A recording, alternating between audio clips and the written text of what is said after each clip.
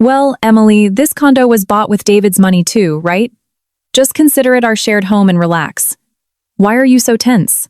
Hearing those words, spoken with a mocking sneer right to my face by my sister-in-law, Sarah, I felt my blood boil. It had been 40 days since she used the excuse of separating from her husband to barge into our home with her 2 kids. Sarah hadn't contributed a single dime to the household expenses, but she strutted around like she owned the place. My husband, David, just kept repeating like a parrot, "Come on, Em, we're family. Don't be like that." But Sarah didn't know the truth. She didn't know that I had bought this spacious 1200 square foot condo using money my parents gifted me before the wedding, combined with the salary I had painstakingly saved for 10 years. This condo was my sole legal property, and she had absolutely no idea that all her abusive behavior toward me and my son was being carefully recorded on my phone's voice memos. Sarah's comfortable, entitled life in our home was about to come to a screeching halt. If you're interested in this story, please support this channel by subscribing and leaving a like. Your warm support gives me a lot of strength. My sister-in-law and her kids had been crashing with us for 40 days, and yesterday, she announced she wanted to stay even longer.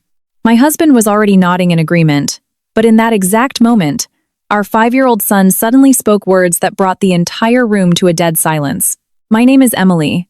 I work as an accountant for a medical equipment manufacturer in Evanston, just north of Chicago. I live in a 3-bedroom condo with my husband, David, and our 5-year-old son, Leo. This home is my prized possession. I bought it with money I scraped together over 10 years of working, along with a generous financial gift my parents gave me before we tied the knot. I had never thrown this in my husband's face or demanded his gratitude. I simply believed that once you get married, a husband and wife should build their family together, living honestly and kindly with one another. However, I didn't realize that cracks in a marriage don't just form from infidelity or financial ruin. Sometimes, a marriage can be destroyed by people who hide behind the word family to shamelessly invade your home and set up camp, as if it always belonged to them. Sarah is David's older sister by 4 years. Recently, she started going through a messy divorce with her husband down in Columbus, Ohio. One day in late June, Sarah showed up on our doorstep with her 2 kids, 3 massive suitcases, and a mountain of bags. As soon as David opened the door, Sarah burst into tears, acting as if the whole world had betrayed her. "David, your sister has nowhere else to go!" I can still clearly remember how my son, Leo, who was playing with his Legos in the living room, turned around to look at her with utter confusion and fear. David stood frozen for a few seconds before hastily dragging the suitcases inside. "It's okay, Sarah. Just stay here for a week or so until things settle down, and then we'll figure it out." I stood nearby, looking at my 2 niece and nephew. They looked exhausted and frightened. I couldn't say a word. As a woman, I couldn't turn away a mother and her children who had just fled their home and were crying on my porch. No matter how uncomfortable I felt, I just nodded silently and made a vow to myself. Yes, a week isn't long. The condo is big enough. I can endure it and compromise a little. At first, I genuinely wanted to help her. I cleared out my small home office so Sarah and her kids could sleep there. I shoved my desk into a corner, put on fresh bed sheets, and even cooked extra meals that I knew kids loved. On the first day, Sarah held my hand, tears welling in her eyes, and said, "Thank you so much, Emily. You saved us. If it weren't for you, I don't know where we'd be." I was so desperate. I smiled and replied, "It's okay, Sarah. Don't worry. The most important thing is that you rest and catch your breath." Up until that day, I sincerely felt sorry for Sarah. However, in this world, doing a good deed doesn't always mean you'll get goodness in return. A week flew by, then 10 days, and then half a month. The promise of staying for a few days evaporated into thin air, becoming the new normal. Nobody mentioned a move-out date. Every time I came home from work, the living room was a disaster zone of scattered toys. The dining table was always covered in dirty dishes, and kids' clothes were tossed all over the sofa. My niece and nephew ran around the condo screaming until late at night. Leo, who was used to an early bedtime, was woken up every single night by the noise. He would wander into my room, hugging his pillow, whimpering, "Mommy, it's so loud out there. I'm scared." My personal space ceased to exist. My laptop and work documents were shoved to the edge of the kitchen island. My quiet, clean home had turned into a chaotic zoo.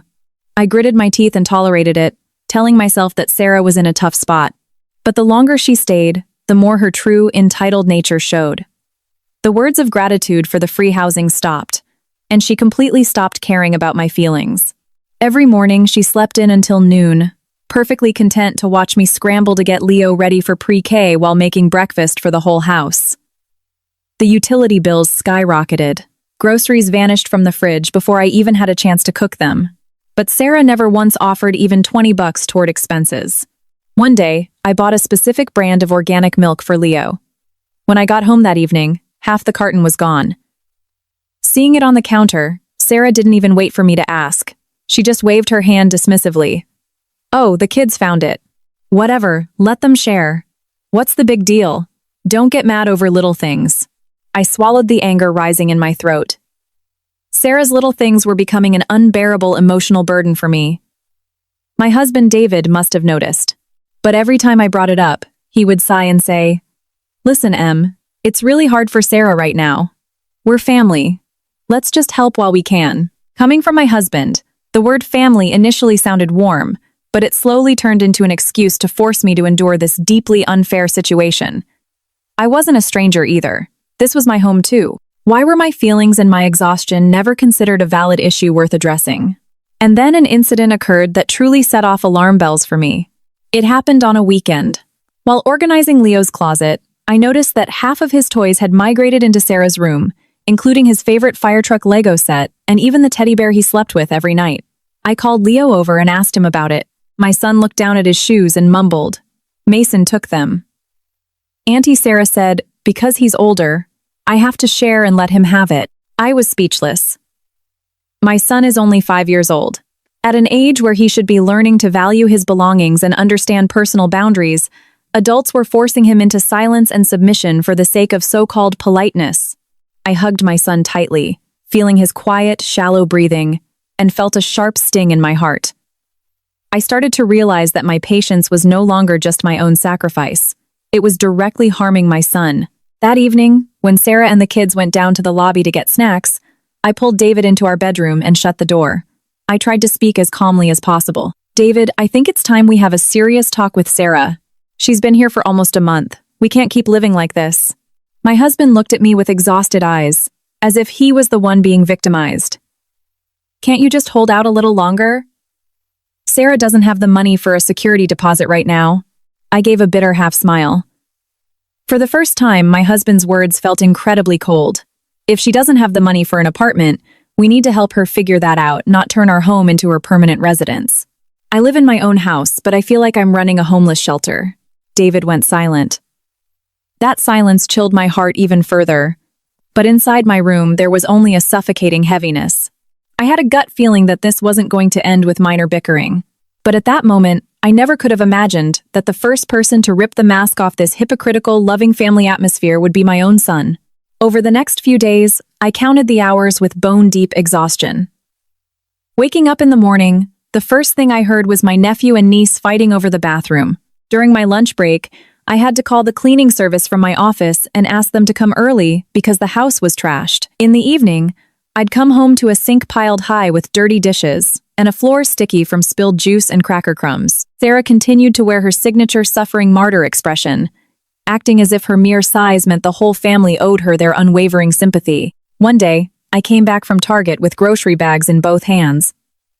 Before I could even take my shoes off, Sarah yelled from the kitchen, "Emily, can you buy more cereal and milk tomorrow? Mason's been getting hungry at night lately." I froze. She said it so casually, as if I had been obligated to cater to her kids from day one. I put the bags on the counter and said, as evenly as I could, "Sarah, if you need something, please write it on the whiteboard. I'll ask David to pick it up tomorrow." Sarah looked taken aback for a second, but then she gave a foolish little laugh. "What does it matter who buys it? We're all family." There's that word again. Family. Hearing it made my stomach drop into a cold, empty pit. Come to think of it, whenever a sacrifice was needed, I was family. But when respect was required, I was the most alien person in this house. That night, while I was folding laundry in the bedroom, Leo walked in, holding a small pillow, looking utterly defeated. When I asked him what was wrong, he quietly replied, "Mason took my spot on the couch while we were watching cartoons. Auntie Sarah said I'm the youngest, so I have to let him have it." I crouched down and stroked my son's hair. A lump formed in my throat. My son is not selfish. Leo is a sweet, obedient, and thoughtful kid. But a child's kindness doesn't mean they should constantly be marginalized. I pulled him into a hug and whispered, "Leo, are you sad?" He nodded. "I don't like it when Mason takes my toys." Seeing the clarity and sadness in my son's eyes broke my heart. Kids don't know how to lie. They remember resentment for a very long time.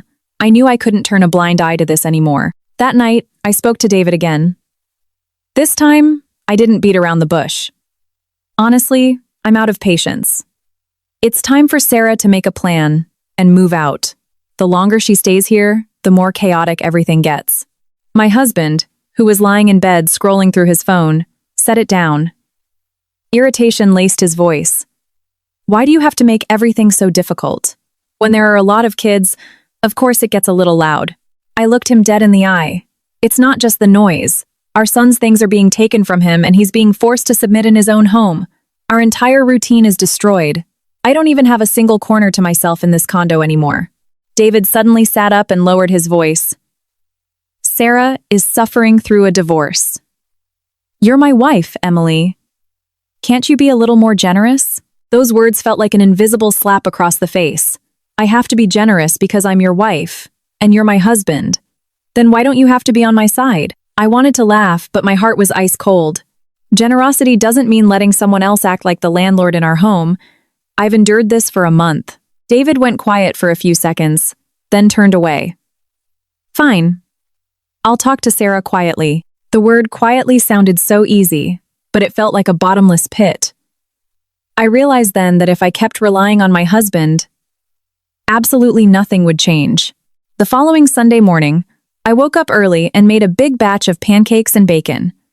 I figured if we all sat down for a hot, home-cooked weekend breakfast, maybe the mood would improve. Leo sat next to me, quietly eating with his little fork. Sarah's kids were goofing off, spilling a glass of orange juice all over the table. Sarah barely glanced up from her phone. Before I could say anything, Leo suddenly turned to his aunt. Stuttering slightly but speaking very clearly, he asked, "Auntie Sarah, when are you and Mason and Chloe going home?" Everyone at the table froze. My fork stopped midair. David snapped his head up in shock, while Sarah's eyes bugged out as she stared at Leo.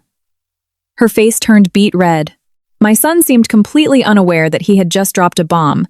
To him, he had just asked a perfectly logical question, because in a child's world, everyone has their own home. You don't just go to someone else's house and stay forever.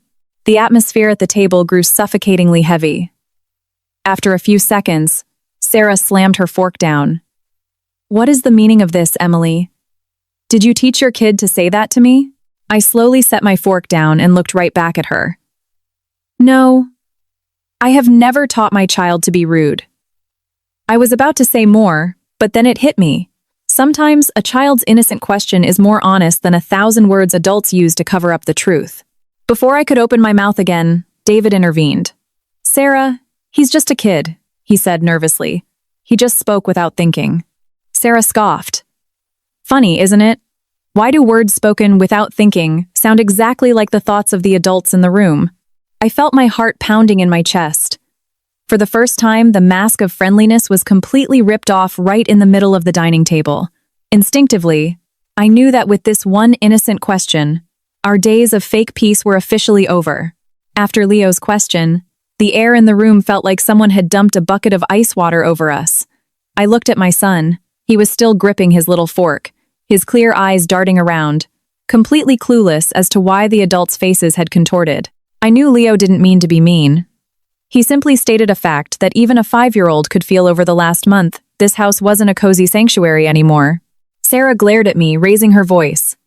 "If you didn't coach him, how could a little kid know exactly what I'm feeling?" I took a deep breath, trying to keep my voice level. "Sarah, please don't drag the kids into adult issues." Leo just asked what was on his mind. Sarah let out a cynical laugh. "A kid's mind is filled with whatever the adults pour into it. If me and my kids are bothering you so much, just say it to my face. Why use a child's mouth to kick us out?" I clenched my fists under the table. More than anything, I despised people who always played the victim, even when they were the ones trespassing on someone else's life. Sensing the hostility, David quickly chimed in. Sarah, stop it. Emily, that's enough. We're eating. Sarah turned to her brother, her eyes instantly filling with tears. David, do you hear this? I told you from the start I didn't want to be a burden. Now that I'm being openly kicked to the curb, how can my kids and I possibly stay here? On the surface, her words sounded pitiful, but I knew Sarah's playbook too well. She wasn't planning on leaving. She was just painting me as the villain, creating a trap where if I said one more word, I'd be the heartless, petty, and cruel sister-in-law. I looked down at the pancakes in front of me. They were already cold. The Sunday breakfast I had so carefully prepared had instantly turned into a theatrical scene where I was cast as the lead antagonist. Seeing the adults argue, Leo shrank back and quietly tugged at the hem of my shirt. Mommy, that one tiny word made my heart ache. I didn't want to argue in front of my child anymore. I lifted Leo out of his chair and said softly, Leo, if you're done, go play in your room, okay? He nodded obediently, but after taking a few steps, he looked back at me with profound worry. I realized that from this moment on, my son knew there was a massive wall between his mother and his aunt. The more sensitive a child is, the deeper the wounds left in their heart. As soon as the bedroom door clicked shut, Sarah dropped the fragile act. She straightened her posture and snapped, Answer me honestly. Do you want me and the kids out? Yes. This time, I didn't flinch. I looked her dead in the eye. Since you're asking honestly, I'll answer honestly. Staying for a week is one thing, but crashing here for over a month with absolutely no plan is another. We can't keep living like this. David's brow furrowed instantly. Emily, I turned to my husband. Did I say something wrong? He bit his lip.